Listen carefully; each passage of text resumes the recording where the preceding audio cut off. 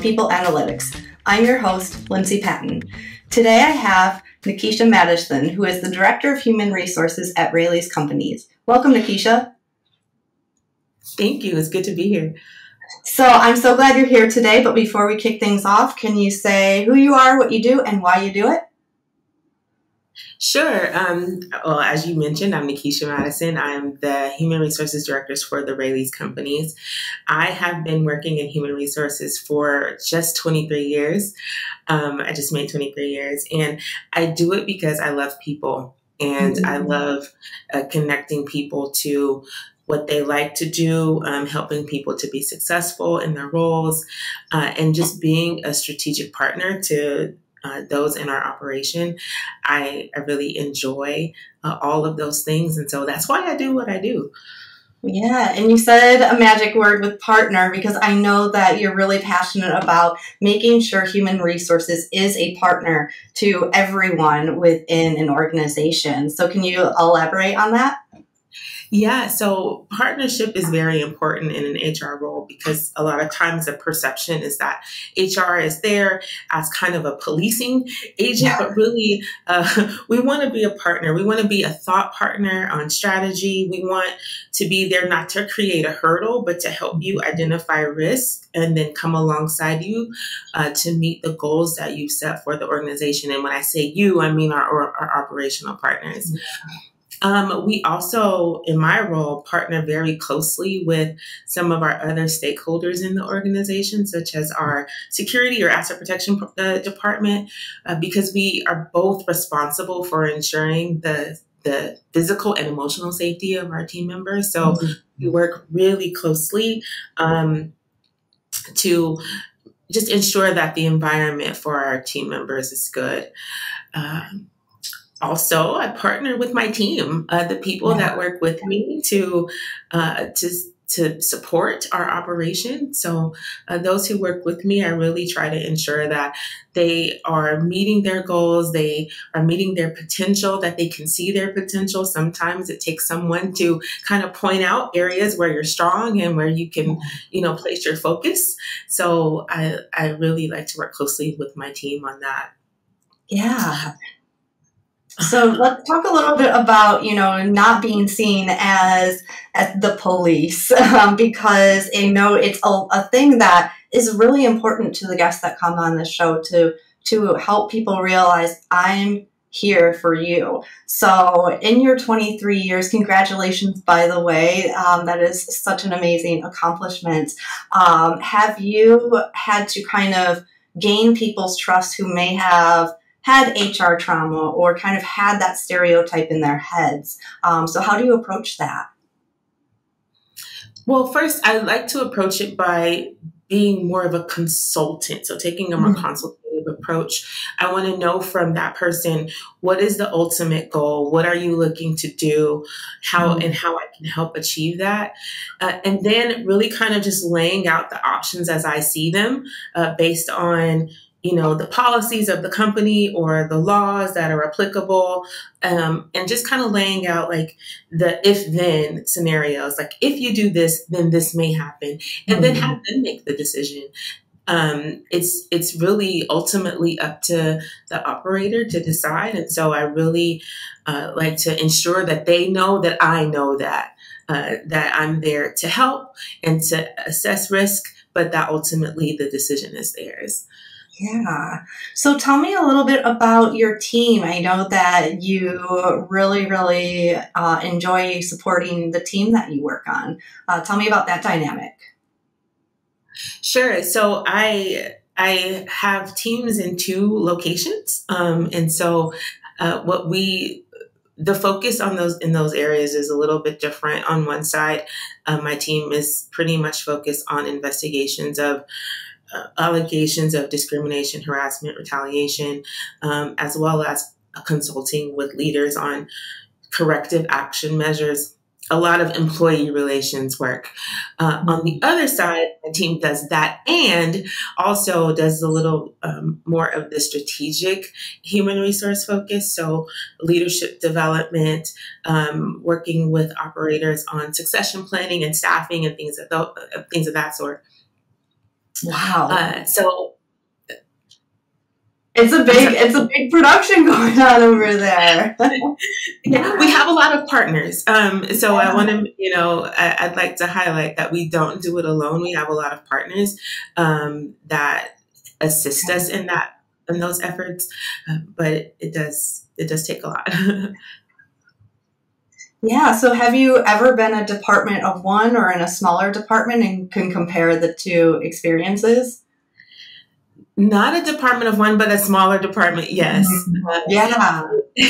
And the difference is, what in my experience is that everything you have to kind of be a jack of all trades. You know, you have to know a little bit about everything, but you're not really an expert in any one area. Whereas when you have a bigger team, you can focus a little more in one area and be more of that expert in that area. Yeah. Or maybe a few areas versus having to kind of know a little bit about everything. Yeah, absolutely. So in terms of teams, I know that you've had acquisition experience in your years. So let's talk a little bit about, managing teams and, making sure that they're supported. Sure. So when it comes to combining two teams, that's kind of what an acquisition or a merger is, right? You have a team here and a team there, and you're really wanting them to operate as one team. Yeah. And so one of the things that I've seen is that you want to look at what both areas are doing and take the best practices from each, and that, kind of creating a dynamic where you're doing, really, really good things now because you've taken best practices from both sides. So, but change is hard, right? And it's really hard for people to step away from things or habits that they've created over time. So really being sensitive and attentive to the change management dynamic of combining any two teams, and communicating the why around any particular thing or idea is really, really important, because people want to see the benefit of a change. They don't want to just change for the sake of changing. That doesn't feel good.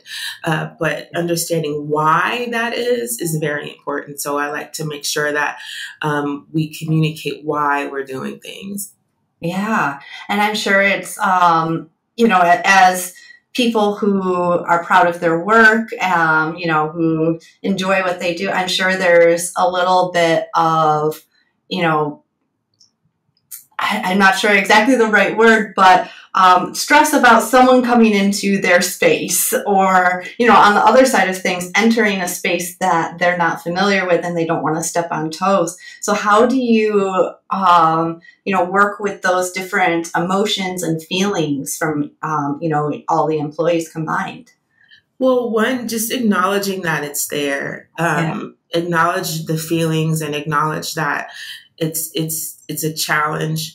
And then asking, anyone who's feeling those emotions, how I can best support them through whatever the change might be. So I think really the key is just knowing that, there's those feelings out there and not pretending that they aren't, acknowledging them and then helping the person work through it. Yeah. And how necessary is transparency during these situations? Very. Of course, transparency at the right times. The timing is also important, but transparency is important. If you're not, then you're not being open and honest with your team, and that doesn't breed trust. Transparency breeds trust. Yeah, because I've been involved in a couple as an employee, and the less I hear, the more I'm making up in my head. And it's often worse than what's actually going on.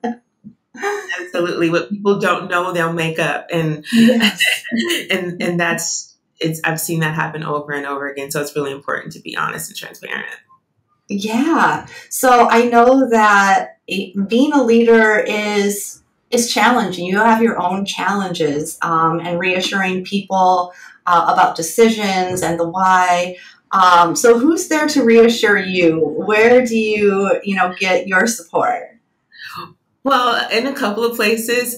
First, my husband. He is Oh, very, very supportive of me and is always there when I, am feeling a little bit anxious or, anything like that. But also, I have really good leaders. So I have actually two leaders, and they're both very supportive and very open and honest with me. And so that, of course, breeds my own trust. I mean, I feel comfortable, expressing any feelings that I have to them as well. yeah, that's so good. I'm so glad to hear you have that system in place because in the people space, people leaders, it's a very emotional job. And everyone that I speak to on the show is they're very service oriented. They're very much helpers. So it's good to know that you have things in place to support you. Yeah, it's amazing. That's awesome. So let's talk a little bit about culture because you're not only merging people when during acquisitions, you're also merging cultures, and culture is a very important part of how an organization operates. So what are your thoughts on culture, and how do you navigate culture during an acquisition? Well, I think recognizing that there's very strong and committed people in both cultures, right? In both Yeah. sides. I think one of the benefits to my experience is that the cultures were very similar. There are some distinctions, but Yeah. very similar cultures. And so and again, to be fair, I kind of came in on the tail end of, the acquisition already happened. So, in my case, I'm walking into a company that is very similar to the one that to the other where I was before. And I've been very, fortunate in that they're so similar that it's almost felt like walking into two of the same place. But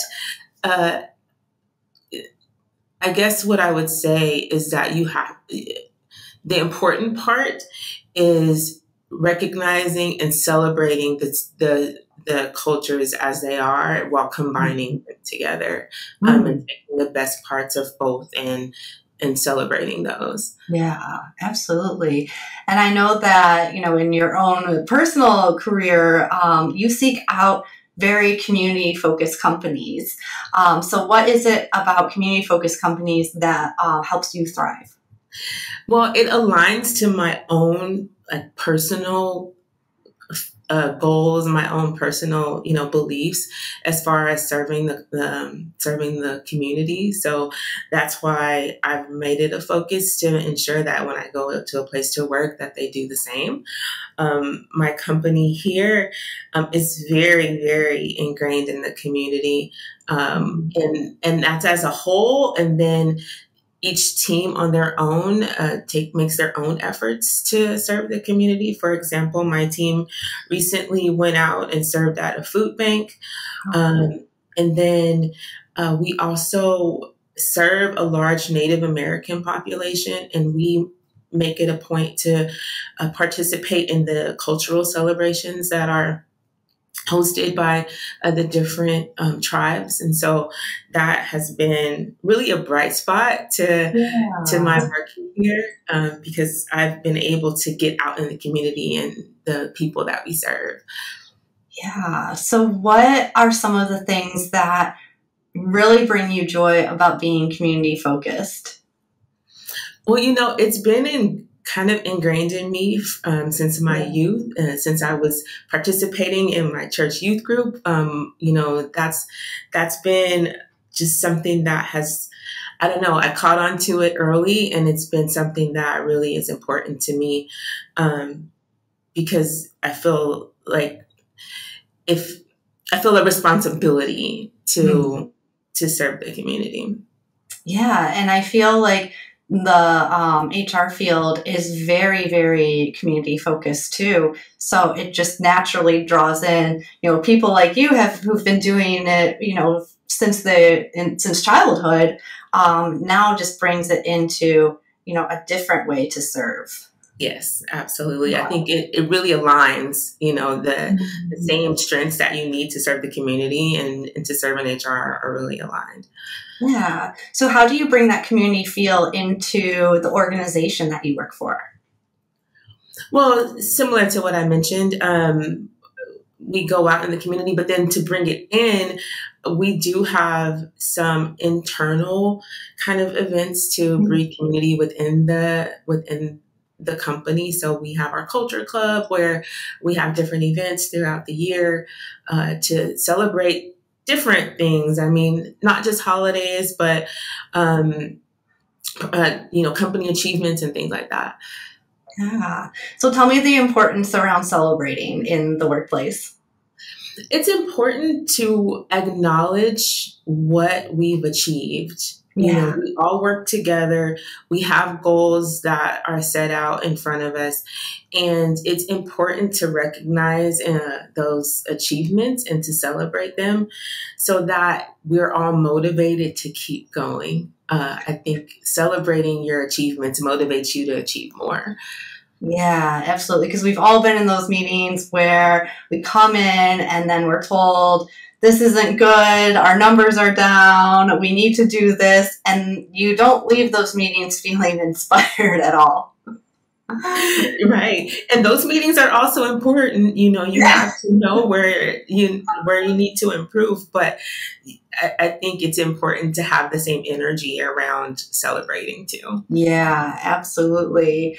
This has been such a really good conversation. I feel like, there's so many people who are in the middle of acquisitions and, maybe are not having that transparent view, or maybe are confused about where they're going to be. And I feel like you really, really brought it down to a level that people really understand that transparency is important, feeling validated and, giving validation is important.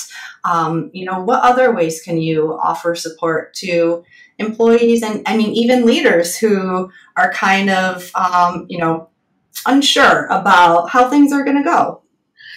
I would say to leaders to be open and honest, but also to have an open door for people to ask questions. So I think it's important that team members feel that they can initiate a conversation on what they're feeling and not just when a leader comes to them. And then for those who are not in leadership, I would say don't be afraid to ask questions. It's hard to, as a leader, to always know exactly what everybody wants to hear and know. So I would encourage people to ask questions. Yeah, that is absolutely correct. Questions are good. So,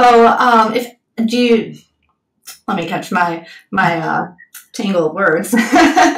So now that we've had our conversation on, life in the people space, do you feel like I missed anything, or is there anything else that you would like to add? I think one thing that I would like to add is for anyone is to be a continuous learner. There's always something new for you to learn, and there's always ways for you to grow. And so in any space that you're in, I would encourage continuous learning for anyone. I love that. And since our audience is built up of leaders in the HR space, where do you go to learn, and what are some resources that our audience might enjoy? Sure. I think the obvious one is SHRM. I think, it's just a plethora of information there.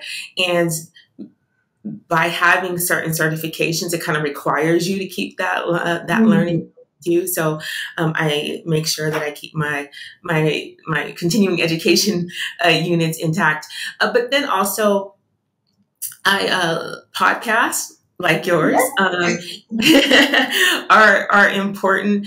I also like to listen to, there's one particular for my area who she really focuses on local changes in laws in Sacramento. And so I would say find that kind of resource where it's directly applicable to what you do in your area. And just, find good books. There's nothing like reading a good book related to your career. Yeah, I love the advice about the local community resources. That's so important to know what's going on around you. Yes. Yeah. Well, Nikesha, thank you so much for this conversation.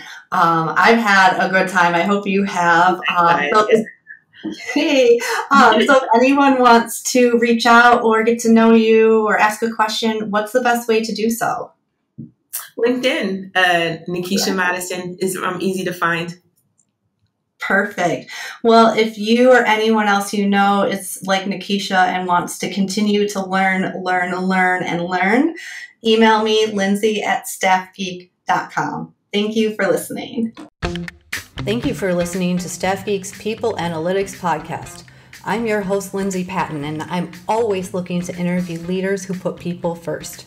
If you or someone you know lead with a people-first mindset, please email me at lindsay@staffgeek.com. That's LINDSAY at staffgeek.com. If you want to take things a step deeper and understand your organization's true culture DNA, I encourage you to take StaffGeek's free culture assessment. Just head to staffgeek.com and click the button that says Free Culture Assessment. Thanks again for listening.